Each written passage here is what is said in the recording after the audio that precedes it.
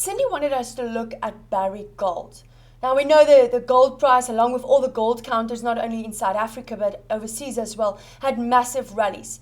But what we should also take note of, there were a couple of times, and especially in Barrick Gold's case, there were twice, if not three times, pullbacks, which gave investors an opportunity to buy it again when the share was oversold.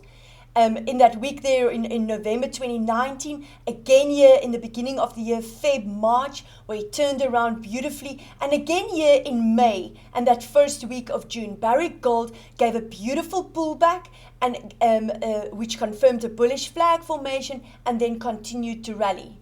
But this candle of the 17th of August can be a possible shooting star. Now, we've said before, long shadow at the top, and the confirmation must be in the next candle. But at the moment, the candle of the 24th of August didn't really confirm pessimism. This week, in the 31st of August, at the moment, it's still a spinning candle with shadows on either side that's almost the same in length.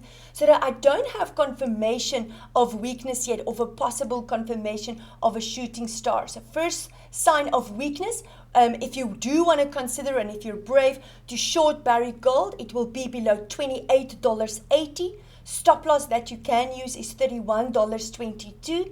But I would be nervous to share a gold share at this stage. But it is, the technicals show that it is possible or probable for a pullback. My stochastic is almost in overbought levels. I need a divergence, however. But should the share turn around and start to consolidate below that $28.80 level, we can probably see more downside. And there's also a small window here that you can use as a possible target for should the share turn around, and that is waiting between $24.91 and $25.01, a small tiny window that can be used as a possible target for some downside. Roger wanted us to look at Newmont Mining, and I really hope that these are shares that both these viewers have already got in their portfolio, and that they are considering taking profit, and that it's not something that they want to buy at these levels, especially if you look at the rally that it has had. Now, Newmont Mining has had a spinning candle, massive bearish engulfing candle, and ever since that week of the 10th of August, there's lower highs on the shadows of my candles, which implies loss of momentum. It tells me that there are sellers that are taking profit, and confirmation of weakness on a Newmont Mining will be below $64.53. Possible entry for a short, and a stop loss that you can use is $72.22. At the moment, I don't have any windows to the bottom, but this is a strong support here waiting at 54.03, and we can see that is at the very, very same level as almost my 40-week moving average. So what we can see here is a possible distorted double top formation should the share continue to decline. Double top, triple tops, and head and shoulders are all warning formations, turnaround patterns that implies a turnaround for downside. Critical level to keep in mind there, Roger, because below that level, even the long-term sentiment towards Newmont Mining would change to negative. Robert wanted us to look at Energy Transfer, also listed in the US.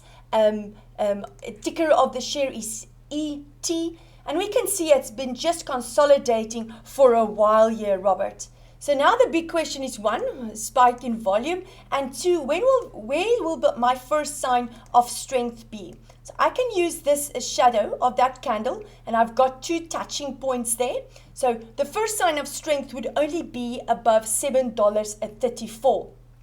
But you might want to have a better entry level. And why do I say we consider a buy here, Robert, is because the share is obviously oversold. I need the two lines to point upwards. My blue line needs to point upwards. It's still pointing downwards. But that turnaround would confirm a positive divergence for more upside. So the first sign of strength, if you don't want to wait for that shadow, is above $6.76. Possible stop loss, I'll give it a little bit more breathing space, is $5.78. And your first target would be $7.94 and $8.52. And then obviously that 40-week moving average waiting at $8.82. Also take note here, I've got a gap here. The share did try to close part of the gap, but there is still a window between $9.55 and low $9.91, waiting that can be closed on Energy Transfer. Share is nicely oversold, and that is the ideal place to enter. However, below these shadows, $6.03 and that $5.74, the graph will warn again. Coming back to South African shores, Kim wanted us to look at PPC. Now, Kim, we can see that it's been consolidating sideways for a while. It looks like the share is waiting for something. And normally it's waiting for either buyers or sellers to decide what they want to do with the share. So the first sign of strength, and that is if I just use this small trend line here, diagonal trend line here, has now changed into a support. And that is waiting there at 82 cents. 82 cents needs to remain a support, and the share needs to rise above that to confirm a possible turnaround for PPC. Below the shadows here of 71 cents, PPC will be a warning again.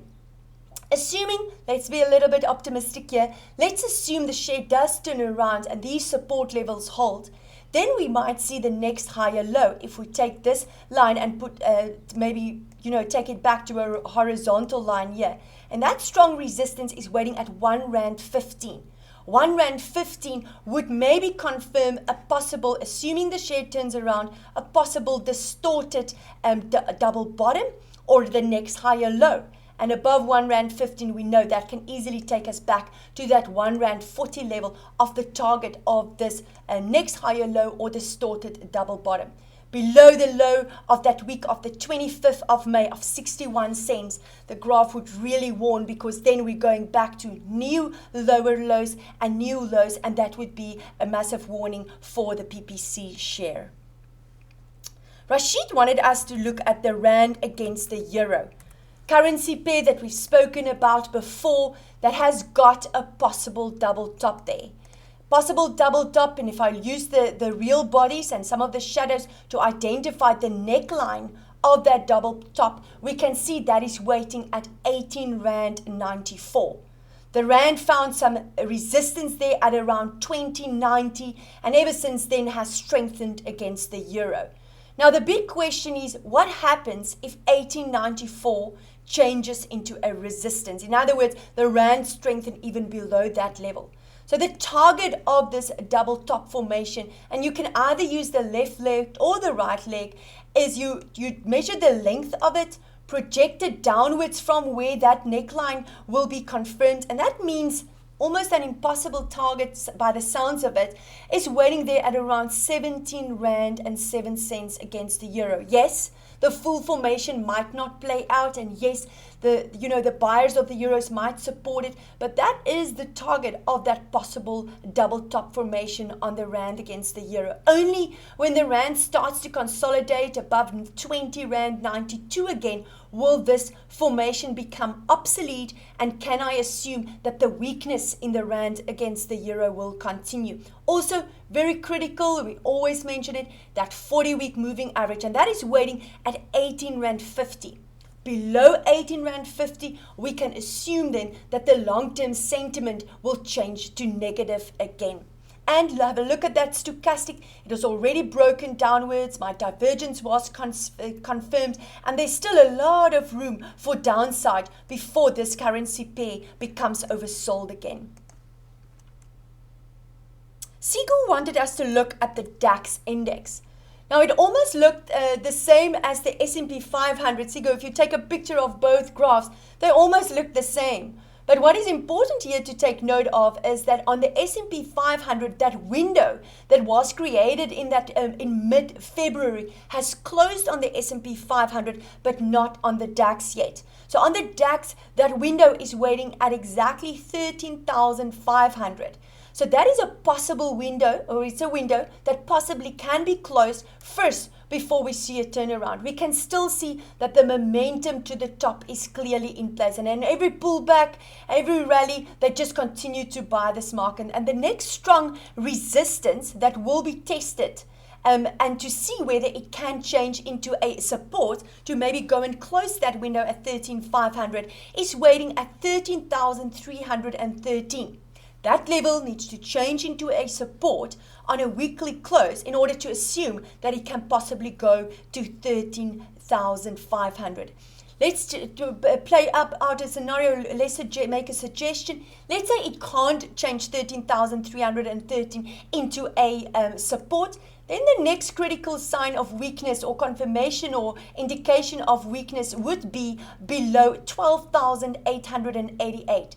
If this index starts to turn around and changes 12,888 into a resistance, it might become the turnaround. And remember, a window acts like a magnet. If there are enough buyers, it draws it to it, and it can easily close it to the upside.